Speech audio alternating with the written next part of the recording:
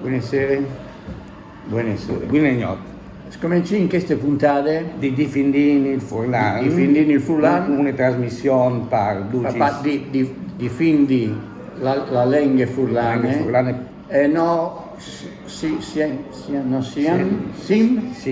somos professors di Furlan. Di Furlan. Allora, a lei il professor Orioles Sturmtruppen, che è metà Furlan e metà Deutschland. Tedesco. Io sono il maestri rock. Come rifletti su ciò che è succeduto nell'anno passato. Vi veduto tanti robis problematici, la guerra.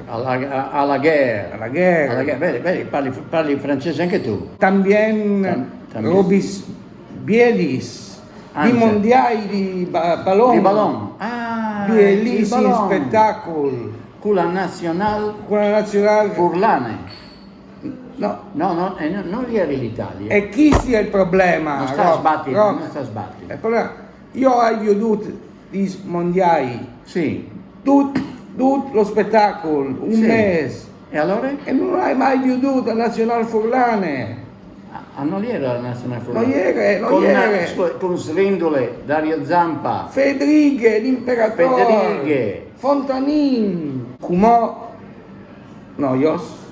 Lancin un appello Sì.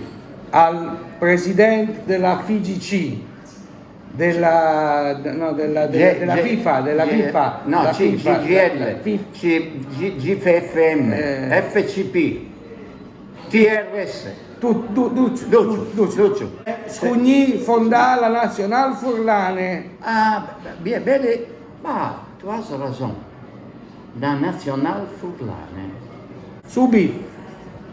Sei d'accordo. Scugni fa prima che calcoli il governo dal comune di Udin, perché con Fontanini omiettin una roba serie, biele della nazionale furlane, che a potessi, non so, a tu qualche consiglio di dà? Sì. Dome atlets furlans. Allora, noi possiamo lasciare questo messaggio, tu scrivi a Fontanini e l'altro all'imperatore, il Triestino. E noi si proponiamo di fare le musiche della nazionale furlane come inno dal Friuli Parroc Burton e Marco Orioles. Ok, ho ben finito come bonde. Vive la nazionale furlane. Sì, sbassa la mano. Oh. Mandi. Mandi.